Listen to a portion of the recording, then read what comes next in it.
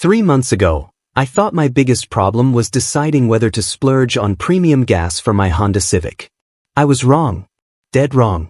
Picture this. You're sitting in a courtroom in downtown Phoenix, Arizona, watching a woman you've never met before that day point her manicured finger at you while telling a judge how you deliberately rammed her BMW in a Walmart parking lot. She's crying real tears, talking about her neck pain, her therapy bills, how she can't sleep at night because of what that monster did to her. The monster, by the way, is me. 26-year-old Miguel Santos, insurance adjuster by day, community college student by night, guy who still lives with his mom in Ahwatukee because rent in Phoenix is absolutely insane. The same guy who apologizes to inanimate objects when I bump into them. But here's the thing about truth. It has a way of revealing itself when you least expect it. And sometimes, just sometimes, it comes in the form of a $40 Dashcam you bought on Amazon because your neighbor's kid keeps kicking soccer balls at your car. What happened in that parking lot wasn't just about a fender bender. It was about how quickly your entire life can flip upside down when someone decides your word isn't worth anything. How the system you trust to protect you can turn against you faster than an Arizona dust storm. And how sometimes, the smallest decisions, like mounting a camera on your dashboard, can save everything you've worked for. The woman suing me for $50,000 had no idea what was coming. Neither did I, honestly. But that little black box sitting on my dashboard was about to change both of our lives forever. This is the story of how I went from victim to victor, and why every single one of you needs to hear what really happened in that Walmart parking lot on Indian School Road. My story starts where most Mexican-American stories do, around a dinner table that's seen more drama than a telenovela. Every Sunday at my mom's house in Ahwatukee, the Santos family gathers for what we call mandatory fun time. That's me, my mom Carmen, my older sister Lucia who thinks she's the family lawyer because she watches Judge Judy religiously, and my younger brother Danny who's still figuring out life at 19. Mom's the kind of woman who emigrated from Guadalajara 30 years ago with nothing but determination and a killer recipe for mole. She worked double shifts at a hotel downtown to put food on our table, and now she manages the entire housekeeping department. To her, respect isn't just important, it's everything. Your word is your bond, your reputation is your legacy, and if someone disrespects you, you fight back with everything you've got. Which brings me to the most humiliating moment of my teenage years. I was 17, working my first job at a Fry's grocery store in Tempe. This customer, some guy in his 50s wearing a "Make America Great Again" hat, started yelling at me because we were out of his favorite beer. He called me boy, told me to go back where I came from, the whole racist greatest hits collection. I just stood there, frozen, while he berated me in front of a line of customers. When I got home and told Mom what happened, I expected sympathy. Instead, she looked at me with disappointment that cut deeper than any insult. "Mijo," she said, "when someone disrespects you like that, you don't just stand there. You stand up for yourself. You stand up for all of us." The second incident happened during my senior year. I'd been accepted to ASU with a partial scholarship, something our family had never achieved before. At graduation, this girl's dad, some lawyer from Scottsdale, made a comment within earshot about how they're just handing out scholarships to anyone these days, while looking directly at our family. Again, I said nothing. Again, Mom was crushed by my silence. "Miguel," she said that night, "if you don't learn to fight for yourself, the world will walk all over you forever." Fast forward to last year. I'd been working at the insurance company for 2 years, taking night classes at Mesa Community College, slowly building something for myself. Then Mom got diagnosed with diabetes, and the medical bills started piling up. I wanted to do something special for her, something to show her that her sacrifices weren't in vain. So I planned the grand gesture, a surprise 55th birthday party at the community center in Ahwatukee, complete with a mariachi band, all her friends from work, and the extended family driving in from Tucson. I'd been saving for 6 months, working overtime, even selling my Xbox to make it happen. The whole thing was going to cost me nearly $4,000, but seeing my mom's face would be worth every penny. But here's the secret I hadn't told anyone, not even Lucia. I'd been putting the party expenses on my credit cards. All of them. I was already $3,000 in debt from school, and this party was going to push me over the edge. My plan was to get a second job after the party to pay everything off, but I needed this moment to happen first. I needed to prove to Mom that I wasn't the kid who stayed silent anymore. The party was scheduled for Saturday, February 18th. The lawsuit papers arrived on Thursday, February 16th. Leave a comment below and let me know where you're watching this from. I love hearing from people all over the world who can relate to family pressure and wanting to make your parents proud, no matter the cost. The morning of February 16th started like any other Thursday. I was running late for work because Phoenix traffic is basically a punishment from the universe, so I stopped at the Walmart on Indian School Road to grab an energy drink and maybe some of those mini donuts that taste like childhood mistakes but somehow keep you going. The parking lot was typical Phoenix chaos. Snowbirds from Minnesota driving like they're still on a frozen lake, construction workers in lifted trucks, and soccer moms in massive SUVs that could house a family of 4. I found a spot near the back, away from the mayhem, and did my usual routine. Park, check my phone for work emails, grab my wallet. That's when I saw her. BMW X5, pristine white, probably worth more than I make in a year. The woman driving it had that Scottsdale look, blonde highlights, oversized sunglasses, the kind of confidence that comes from never having to check your bank balance before buying groceries. She was backing out of her spot, talking on her phone, not really paying attention. I was walking toward the store entrance when it happened. She reversed right into the light pole behind her. Not a gentle tap, a full-on collision that left a decent dent in her rear bumper and scraped off some paint. The sound echoed across the parking lot like a gunshot. Here's where things got weird. Instead of getting out to check the damage, she just sat there for a minute. Then she looked around the parking lot, scanning like she was searching for something. Her eyes landed on me about 20 feet away, holding my car keys. She got out, walked straight over to me and said, "Excuse me, did you just hit my car?" I was confused. "No ma'am, you just backed into that pole right there." She looked at the pole, then back at me, and I swear I could see the wheels turning in her head. "No, you definitely hit my car." I felt the impact from the side, not the back. "Ma'am, I was walking to the store. My car is parked over there." I pointed to my Honda, a good 30 feet away from where her BMW was parked. That's when she pulled out her phone and started recording. "Sir, you just hit my car and now you're trying to leave the scene. I'm calling the police." My heart started pounding. This was exactly what Mom had been talking about all those years, someone trying to walk all over me, and here I was, standing in a Walmart parking lot, being accused of something I didn't do. But this time was different. This time, I didn't stay silent. "Ma'am, you're mistaken.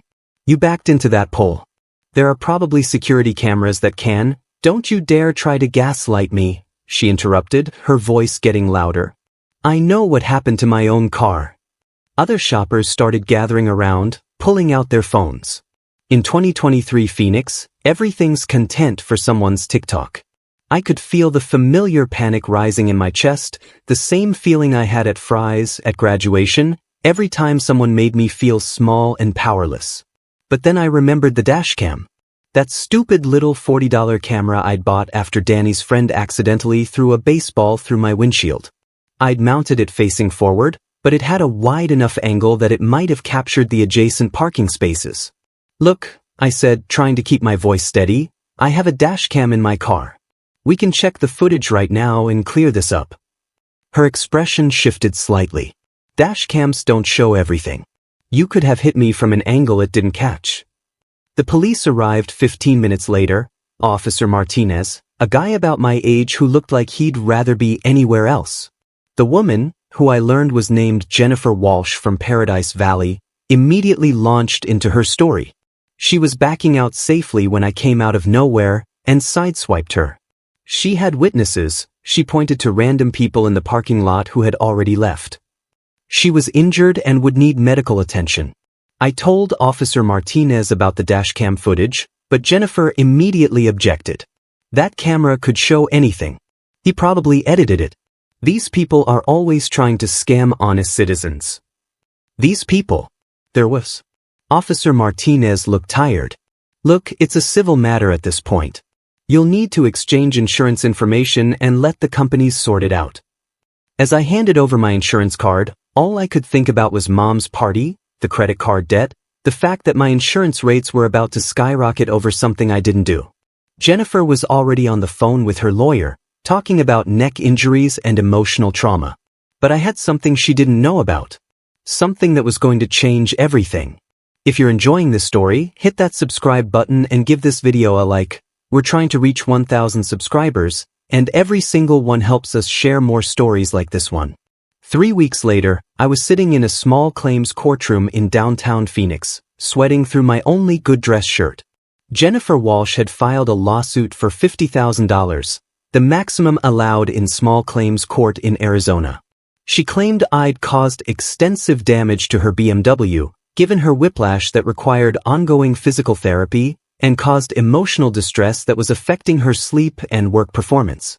Her lawyer was everything you'd expect from a Paradise Valley attorney: expensive suit, condescending smile, and the kind of confidence that comes from winning cases against people like me for a living. Jennifer herself was dressed like she was attending a charity luncheon, complete with a neck brace that looked suspiciously pristine. "Your Honor," her lawyer began, "this is a clear-cut case of reckless driving and attempted hit-and-run. My client was lawfully backing out of her parking space when the defendant's vehicle struck her from the side. When confronted about the damage, he became aggressive and tried to flee the scene." I felt that familiar knot in my stomach. The same feeling from fries, from graduation, from every time someone with more money and better clothes made me feel like my truth didn't matter. But this time was different.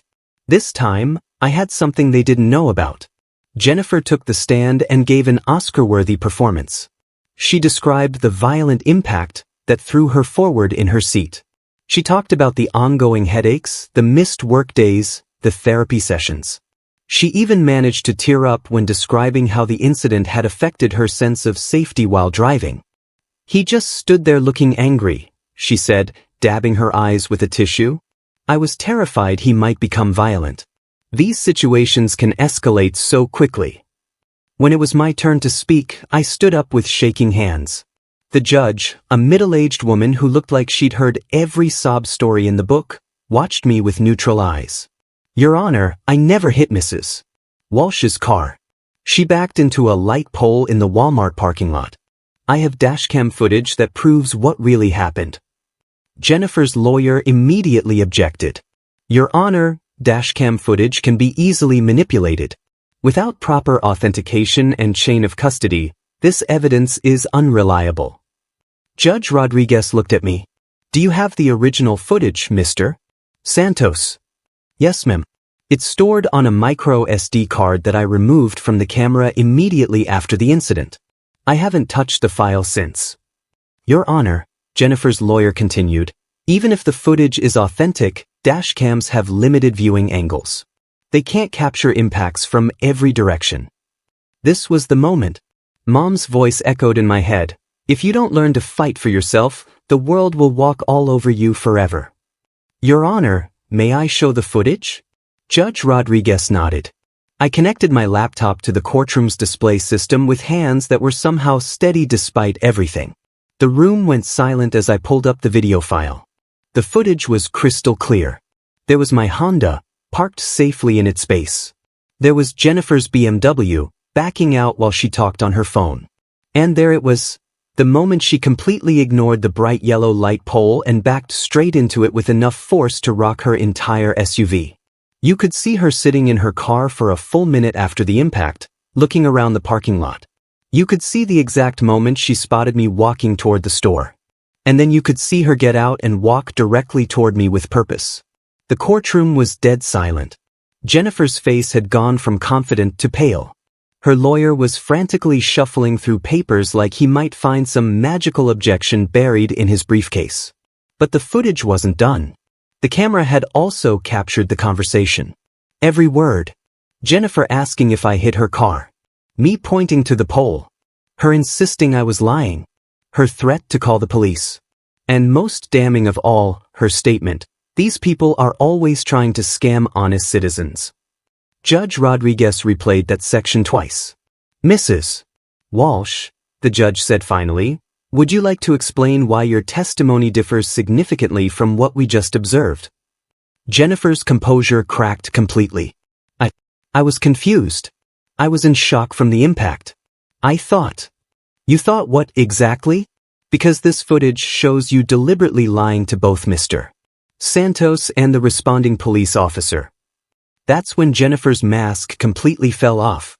Look, people like him are always looking for opportunities to take advantage of people like me. I have a reputation to protect, a business to run. I couldn't have some insurance scam on my record. People like him. People like me. There it was, out in the open for everyone to hear. I stood up from my seat. For the first time in my life, I wasn't going to stay silent. Your Honor, I work 60 hours a week between my job and school to take care of my diabetic mother. I was planning her surprise birthday party when this happened, which nearly got cancelled because of Mrs. Walsh's lies. I've never even had a speeding ticket, let alone tried to scam anyone. What Mrs. Walsh did wasn't just wrong. It was designed to destroy my life because she thought I wouldn't fight back. I gathered my laptop and looked directly at Jennifer. The only person who tried to scam someone here was you. Then I walked out of that courtroom with my head held high for the first time in years. The chaos that followed was immediate and beautiful. Judge Rodriguez didn't just dismiss Jennifer's case. She ordered Jennifer to pay my court costs, legal fees, and awarded me $2,500 in damages for the frivolous lawsuit. But that was just the beginning. Within hours of leaving the courthouse, my phone started buzzing. Lucia had been sitting in the gallery and recorded Jennifer's meltdown on her phone. By dinner time, the video was all over Phoenix Facebook groups and Twitter. Paradise Valley Karen tries to frame young Hispanic man, gets exposed by Dashcam, was trending locally by midnight. The next morning, I got a call from Channel 12 News. They wanted to interview me about Dashcam safety and insurance fraud. Then Channel 3. Then Fox 10. Apparently, my story had struck a nerve in Phoenix, where tensions between longtime residents and newcomers, between different economic classes and ethnic groups, had been simmering for years. But the real surprise came 3 days later. Jennifer's insurance company called me directly. Turns out, this wasn't her first accident. They'd been investigating her for potential fraud for 6 months. My dashcam footage was the final piece of evidence they needed to drop her policy and refer her case to the Arizona Department of Insurance for criminal fraud charges. The investigator, a woman named Sarah Chin, explained everything over coffee at a Starbucks in Tempe. Walsh has filed 17 insurance claims in the past 3 years. Fender benders, slip and falls, property damage, always with minorities, always in situations where it would be her word against theirs. You're the first person who had video evidence. 17 claims. 17 people like me who probably couldn't fight back, who didn't have dashcams, who settled quietly rather than risk losing everything in court. I felt sick thinking about how many lives she damaged before mine. But Sarah had more news. The insurance company is offering a $10,000 reward for information that leads to insurance fraud convictions. Your footage doesn't just clear you, it's going to help us prosecute one of the biggest fraud schemes we've seen in Maricopa County. $10,000. Enough to pay off my credit cards, cover mom's party, and still have money left over for emergencies. I sat in that Starbucks parking lot for 20 minutes, just processing how completely my life had changed in a week. The unexpected twist came that evening. My phone rang, and the caller ID showed a number I didn't recognize. When I answered, a nervous voice said, "Is this Miguel Santos? The guy from the news?" It was Marcus Thompson, a black electrician from South Phoenix. He'd seen my story and realized Jennifer had done the same thing to him 8 months earlier. She'd claimed he'd damaged her car while working on her neighbor's electrical panel. His insurance company had settled for $8,000 rather than go to court. "Man, I knew something was off about that whole situation," Marcus said. "But who's gonna believe a black contractor over a white lady from Paradise Valley?" I just paid up and moved on. By the end of the week, I'd heard from 6 more people. A Latina teacher from Maryvale. A Native American mechanic from the Gila River Reservation. An elderly white veteran from Mesa who drove an old pickup truck. All of them had been targeted by Jennifer, All of them had been too intimidated or financially unable to fight back. We formed a group chat, then met in person at a Mexican restaurant in Central Phoenix. It was like a support group for people who'd been systematically victimized by someone who thought we wouldn't fight back. Sarah Chen joined us and explained how our collective testimonies would strengthen the criminal case against Jennifer. The healing journey wasn't just about the money or the vindication, no. It was about finally understanding what Mom had been trying to teach me all those years. Standing up for yourself isn't about being aggressive or confrontational, it's about refusing to let people diminish your worth. It's about knowing that your truth matters, regardless of who's trying to suppress it. Mom's party happened on schedule, exactly as planned. The mariachi band played, the extended family came from Tucson, and when we surprised her at the community center, she cried happy tears for 10 minutes straight. During her speech, she looked directly at me and said, "Joe, I'm so proud of the man you've become. You finally learned to fight." But the story doesn't end there. 3 months later, Jennifer Walsh was arrested on 17 counts of insurance fraud. The local news covered her perp walk extensively. Her Paradise Valley neighbors were interviewed, and several admitted they'd always found her stories about accidents and injuries suspicious. Her trial is scheduled for next month.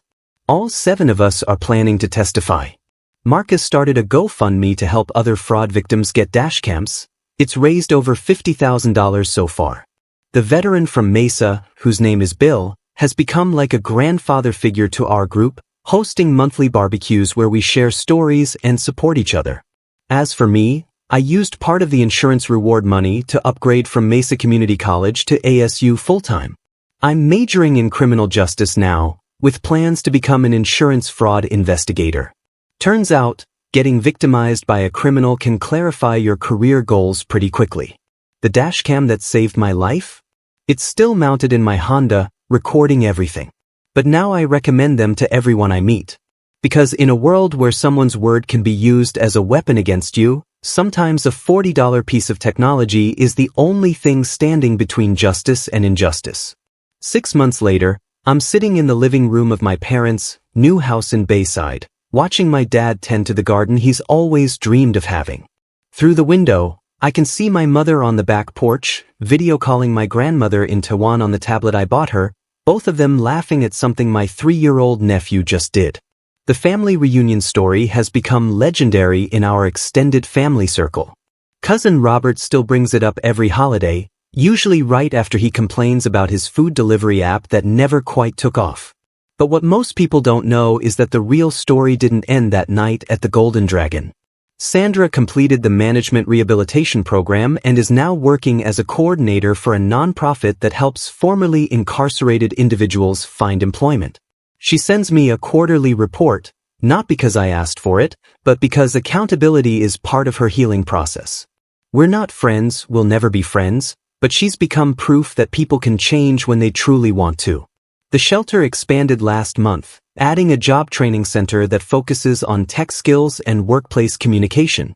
It's named after my parents, the Chin Center for Professional Development. They cried when I showed them the plaque.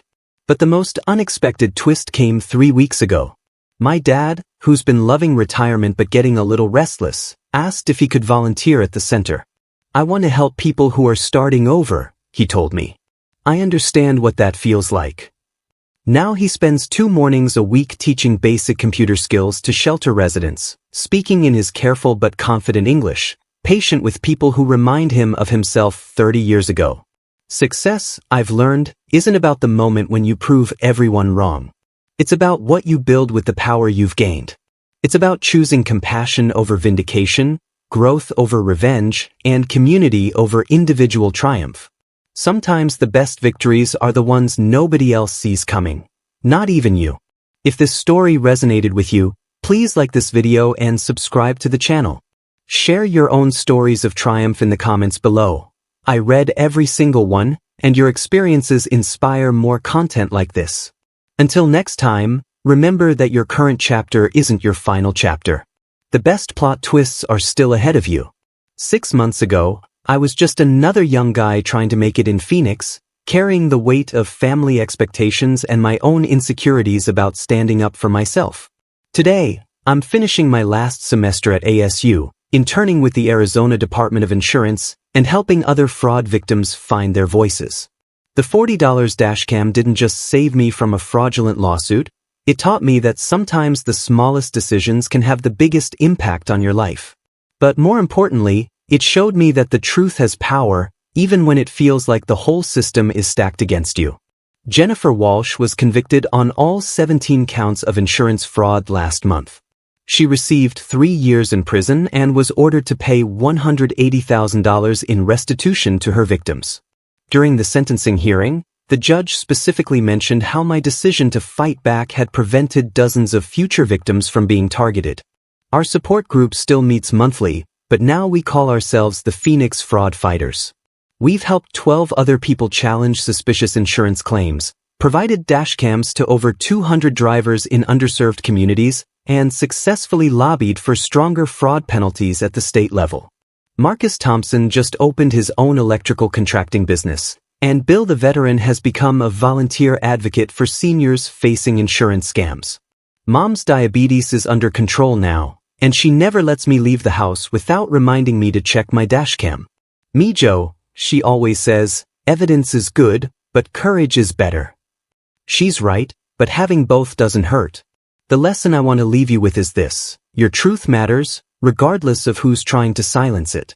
Whether you're facing insurance fraud, workplace discrimination, or just someone trying to make you feel small because of who you are or where you come from, document everything, stand your ground, and never be afraid to fight for what's right. But also buy a dashcam. Seriously. They're $40 on Amazon, they install in 10 minutes, and they might just save your entire life like mine did. If this story helped you or reminded you of your own experience with standing up to bullies, I want to hear from you. Drop a comment below sharing your story, the good, the bad, and everything in between. Your experience might help someone else find the courage to fight back. And if you're new here, hit that subscribe button and ring the notification bell. I share stories like this every week, real experiences from real people who've learned to stand up for themselves against the odds. We're building a community of people who refuse to stay silent, and I'd love to have you as part of it. Most importantly, share this video with someone who needs to hear it. Whether it's a friend who's been taken advantage of, a family member who struggles with standing up for themselves, or just someone who needs a reminder that truth and justice can still win, send it their way. Remember, every dashcam tells a story. Make sure yours tells the truth. Thanks for watching, and I'll see you in the next video.